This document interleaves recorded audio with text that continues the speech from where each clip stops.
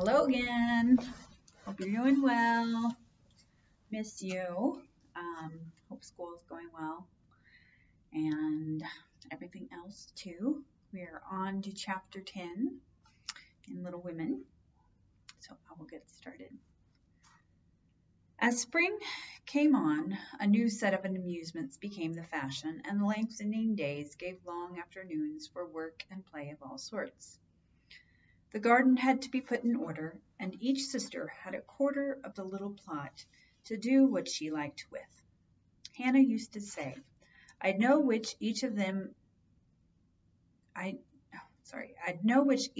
gardens belonged to if I see 'em in Chiney.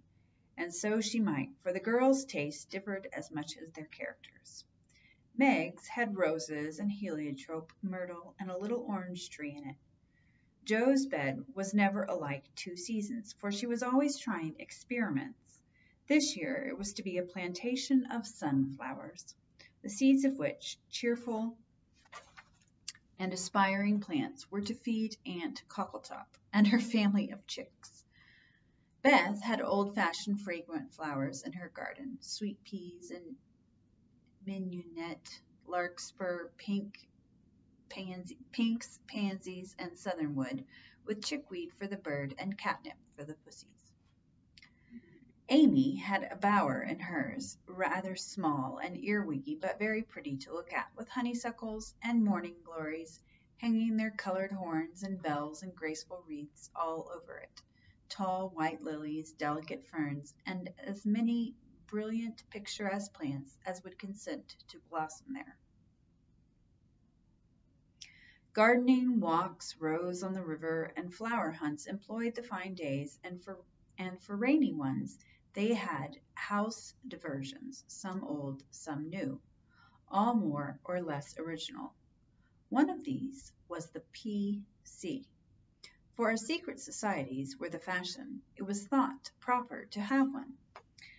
And as all of the girls admired Dickens, they called themselves the Pickwick Club. With a few interruptions, they had kept this up for a year, and met every Saturday evening in the big garret, on which occasion the ceremonies were as follows. 3 chairs were arranged in a row before a table, on which was a lamp. Also 4 white badges with the big P.C. in different colors on each, and the weekly newspaper called the Pickwick Portfolio, to which all contributed something, while Jo, who revelled in pens and ink, was the editor.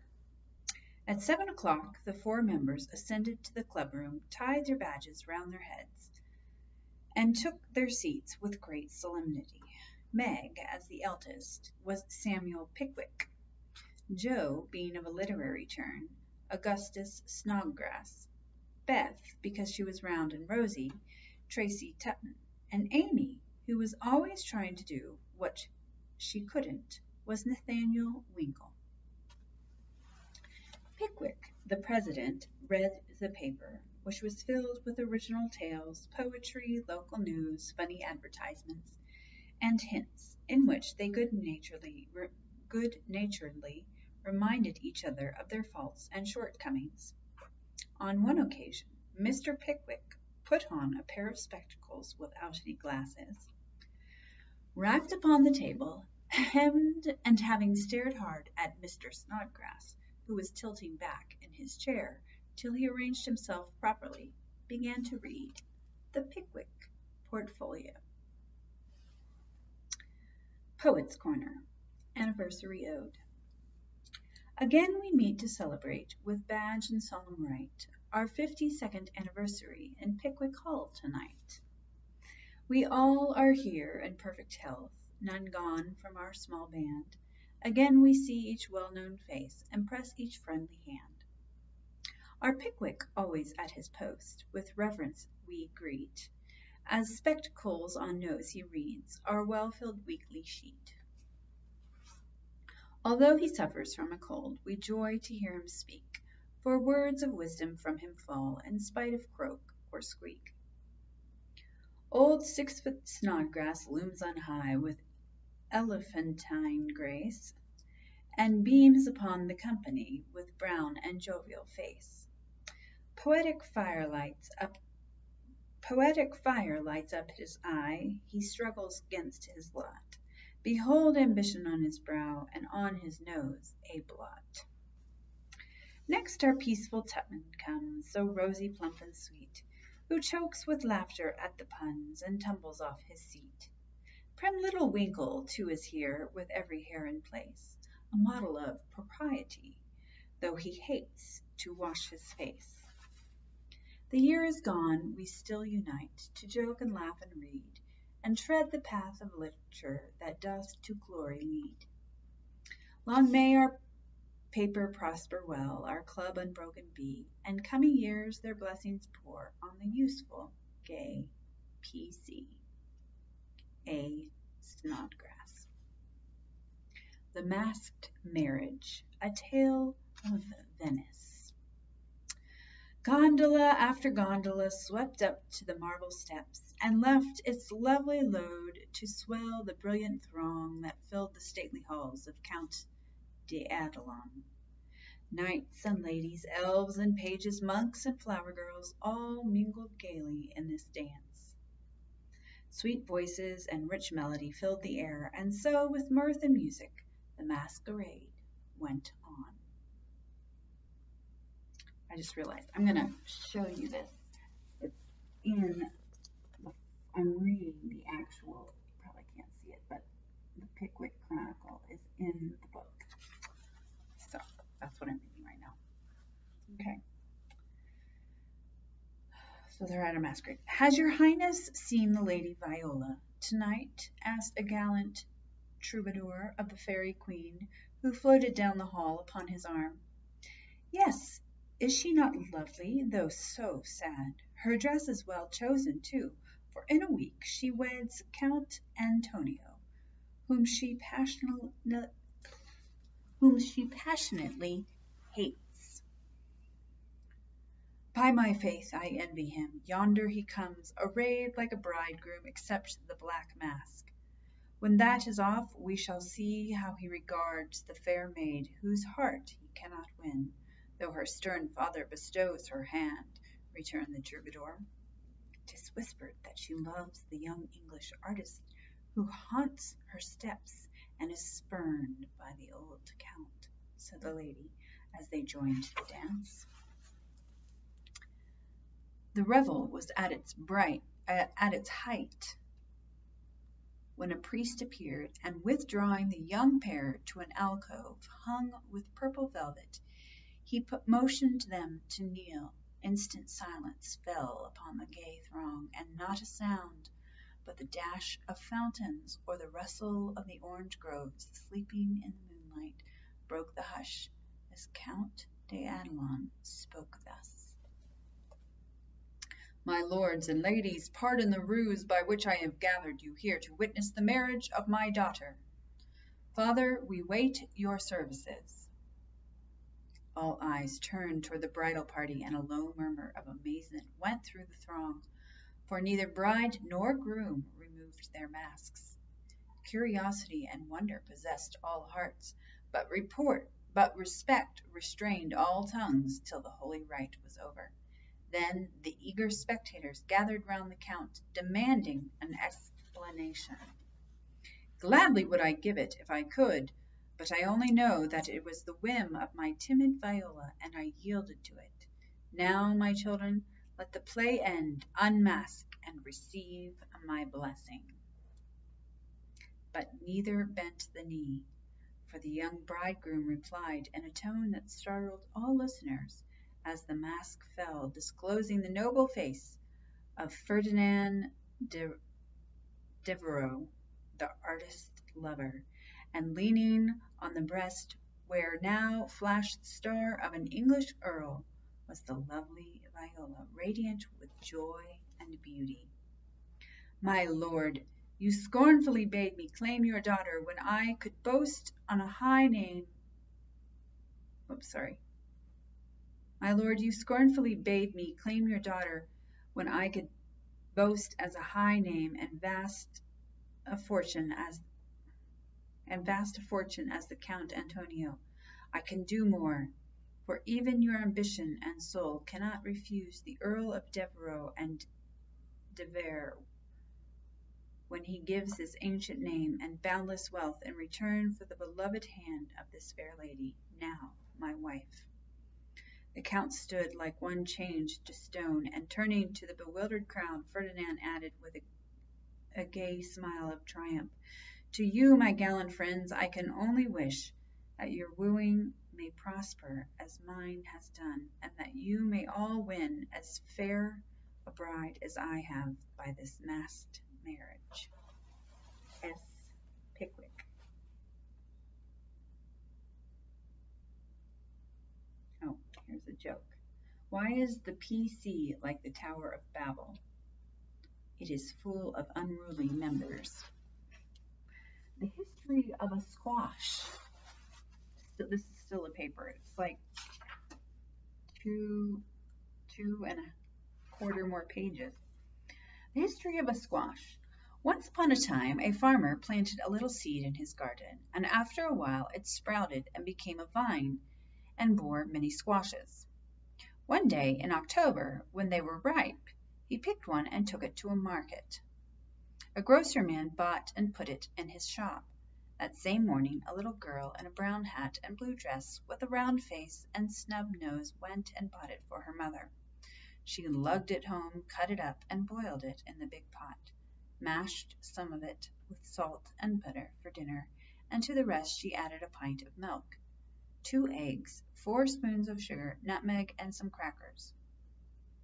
Put it in a deep dish and baked it till it was brown and nice, and next day it was eaten by a family named March. T. Tupman. Mr. Pickwick, sir, I address you upon the subject of sin the sinner. I mean of sin the sinner, I mean, is a man named Winkle, who makes trouble in his club by laughing and sometimes won't write his piece in this fine paper.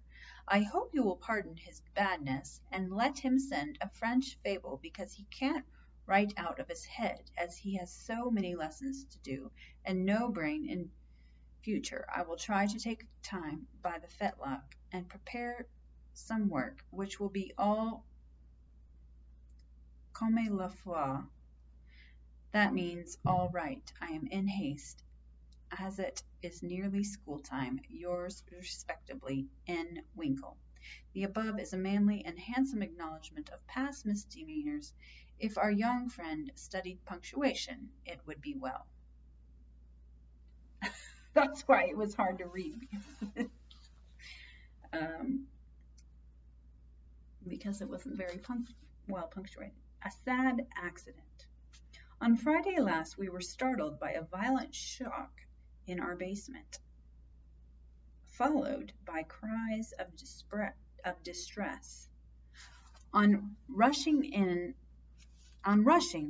in a body to the cellar, we discovered our beloved president prostrate upon the floor, having tripped and fallen while getting wood for domestic purposes. A perfect scene of ruin met our eyes, for in his fall Mr. Pickwick had plunged his head and shoulders into a tub of water, upset a keg of soft soap upon his manly form, and torn his garments badly.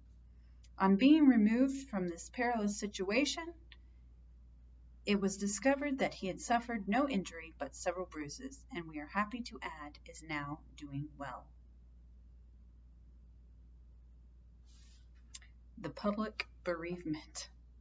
It is our painful duty to record the sudden and mysterious disappearance of our most cherished friend, Mrs. Snowball Patpaw. This lovely and beloved cat was the pet of a large circle of warm and admiring friends. For her beauty attracted all eyes, her graces and virtues endeared her to all hearts, and her loss is deeply felt by the whole community. When last seen, she was sitting at the gate watching the butcher's cart, and it is feared that some villain, tempted by her charms, basely stole her. Weeks have passed, but no trace of her has been discovered, and we relinquish all hope, tie a black ribbon to her basket, set aside her dish, and weep for her as one lost to us forever. A sympathizing friend sends the following gem: a lament for S.B. Patpaw. We mourn the loss of our little pet, and sigh o'er her hapless fate, for nevermore by the fire she'll sit, nor play by the old green gate. The little grave where her infant sleeps is 'neath the chestnut tree, but o'er her grave we may not weep, we know not where it may be. Her empty bed, her idle ball, will never see her more. No gentle tap, no loving purr is heard at the parlor door. Another cat comes after her mice, a cat with a dirty face, but she does not hunt as our darling did, not play with her airy grace. Nor play with her airy grace.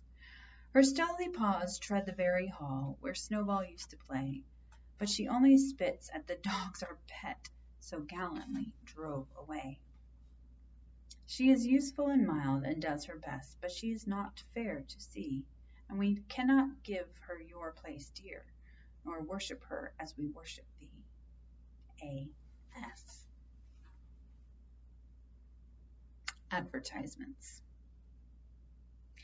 Miss Ornthe Bluggage, the accomplished, strong-minded lecturer, will deliver her famous lecture on Woman and Her Position at Pickwick Hall next Saturday evening after the usual performances. A weekly meeting will be held at Kitchen Place to teach young ladies how to cook. Hannah Brown will preside, and all are invited to attend. The Dustpan Society will meet on Wednesday next and parade in the upper story of the clubhouse. All members to appear in uniform and shoulder their brooms at 9 precisely. Mrs. Beth Bouncer will open her new assortment of dolls' millinery next week. The latest Paris fashions have arrived and orders are respectfully solicited.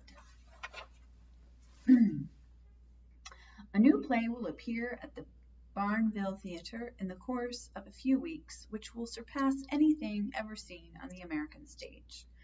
The Greek Slave or Constantine the Avenger is the name of this thrilling drama. Hints. If SP didn't use so much soap on his hands, he wouldn't always be late at breakfast. AS is requested not to whistle in the street. TT, please don't forget Amy's napkin. NW must not fret because his dress has not 9 tucks. Weekly report. Meg good, Joe bad, Beth very good, Amy middling.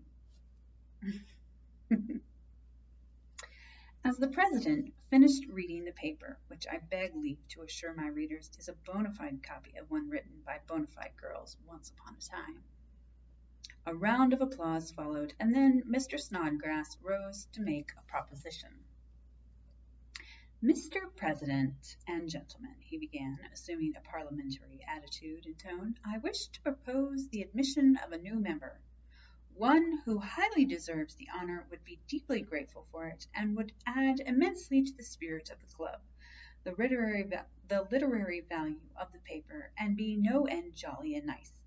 I propose Miss Theodore Lawrence as an honorary member of the PC. Come now, do have him. Joe's sudden change of tone made the girls laugh, but all looked rather anxious, and no one said a word as Snodgrass took his seat. We'll put it to vote, said the president. All in favor of this motion, please to manifest it by saying aye. A loud response from Snodgrass, followed to everybody's surprise by a timid one from Beth. Contrary-minded, say no. Meg and Amy were contrary-minded, and Mr. Winkle rose to say, with great elegance, we don't wish any boys. They only joke and bounce about. This is a ladies' club, and we wish to be private and proper. I'm afraid he'll laugh at our paper and make fun of us afterward, observed Pickwick, pulling the little curl on her forehead, as she always did when doubtful. Up rose Snodgrass, very much in earnest. Sir, I give you my word as a gentleman. Laurie won't do anything of the sort. He likes to write, and he'll give a tone to our contributions and keep us from being sentimental. Don't you see?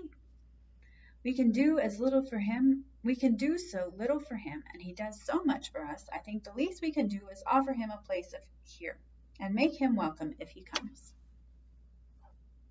This artful allusion to benefits conferred brought Tupman to his feet, looking as if he had quite made up his mind.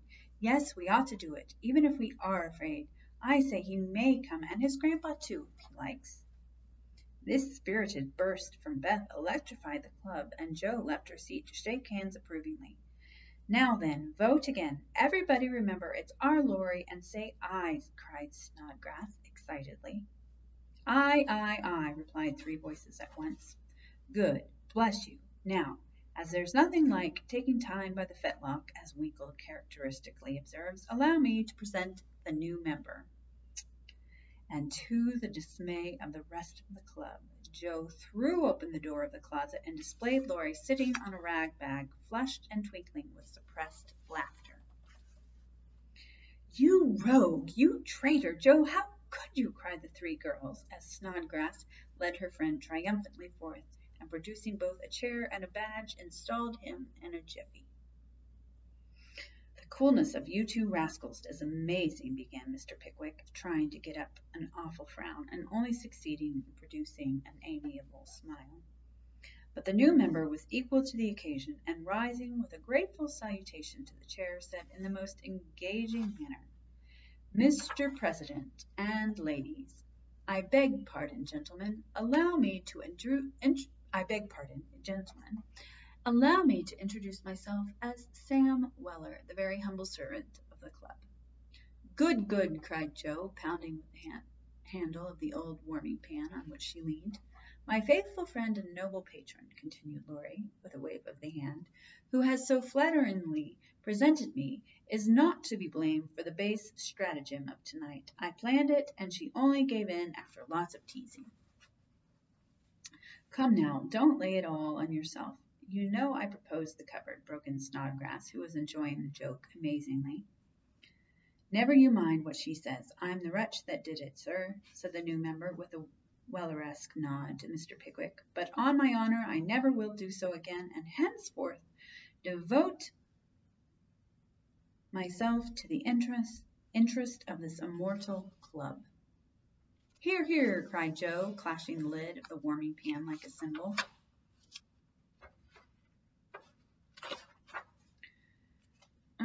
Go on," added Winkle and Tubman, while the president bowed benignly. "I merely wish to say that, as a slight token of my gratitude for the honor done me, and as a means of promoting friendly relations between adjoining nations, I have set up a post office in the hedge in the lower corner of the garden. A fine, spacious building with padlocks on the doors and every convenience for the males, also the females, if I may be allowed the expression. It's the old Martin house, but I've stopped up the door and made the roof open so it will hold all sorts of things and save our valuable time. Letters, manuscripts, books, and bundles can be passed in there, and as each nation has a key, it will be uncommonly nice, I fancy. Allow me to present the club key, and, with many thanks for your favor, take my seat." Great applause as Mr. Weller deposited a little key on the table and subsided. The warming pan clashed and waved wildly, and it was some time before order could be restored. A long discussion followed, and everyone came out surprising, for everyone did her best. So it was an unusually lively meeting, and did not adjourn till a late hour, when it broke up with 3 shrill cheers for the new member. No one ever regretted the admittance of Sam Weller, for a more devoted, well-behaved, and jovial member no club could have. He certainly did add spirit to the meetings and a tone to the paper, for his orations convulsed his hearers, and his contributions were excellent, being patriotic, classical, comical, or dramatic, but never sentimental. Jo regarded them as worthy of Bacon, Milton, or Shakespeare, and remodeled her own words with good effect, she thought. The P.O. was a capital little institution, and flourished wonderfully, for nearly as many queer things passed through it as through the real office. Oh, the post office. Tragedies and cravats, poetry and pickles, garden seeds and long letters, music and gingerbread, rubbers, invitations, scoldings and puppies. The old gentleman liked the fun and amused himself by sending odd bundles, mysterious messages, and funny telegrams. And his gardener, who was smitten with Hannah's charms, actually sent a love letter to Joe's care. How they laughed when the secret came out, never dreaming how many love letters that little post office would hold in the years to come. And that is the end of that chapter. This little paper thing reminds me of when your mom and I were young. We made a magazine one time. We had big plans writing lots of magazines, but we only ended up doing the one. But it was fun. I think I might even still have it somewhere. We typed it on a typewriter. No computers back then. All righty. Well, have a good night. I will see you next time. Bye.